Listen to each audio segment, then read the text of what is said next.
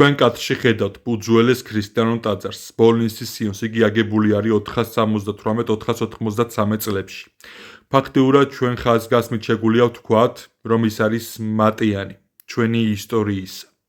დღეს გავვრცელდა ვიდეო დარწმუნებულო ვიყავ თქვენთანგან ნახეთ უკვე, რომ ბოლნისის სიონში ეგრეთ წოდებული რესტავრაცია მიმდინარეობს, როგორც გავარკვი 165,000 ლარი ამაში გადახდილი და რა პირობებში მიმდინარეობს ამ ტაძრის რესტავრაცია. აბა დააკვირდით. ამ კადრში თქვენ დაინახეთ ეგრეთ წოდებული პერფერატორი, რითიც იღებენ იატაკის ზედა ფენას და რა დონეზე, რა სისქეზე, მოდი ასე ვთქვათ. ესეთ ადგილებში მე პირადად არ მივესალმები მსგავსი ტექნიკის გამოყენებას, რა თქმა უნდა, რესტავრაცია საჭირო არის, მაგრამ არა ისე, რომ დაზიადეს ჩვენი კულტურული მემკვიდრეობა.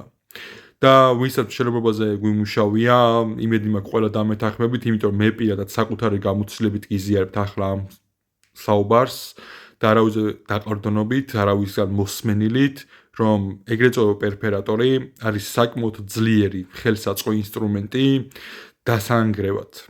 და მოდი კურწმელები ვიყოთ, როდესაც ტაძარი 478-493 წლებში არის აგებული, პერფერატორის დღეს გამოყენება იქ იწვევს მიკრობზარებს. მიკრობზარები კი სამომავლოდ ძალიან ცუდ შედეგს დადებს. გამიზია თქვენი ასე ვთქვათ, პოზიცია ამ საკითხთან დაკავშირებით, როგორ უნდა მიმდინარეობდეს რესტავრაცია ასეთი უძველეს ქრისტიანულ ტაძრებში და რამდენად მიესალმებით მსგავს ადგილებში მსგავსი ტექნიკის გამოყენებას, იმიტომ რომ ჩემი პირადი გამოცდილებით გეუბნებით.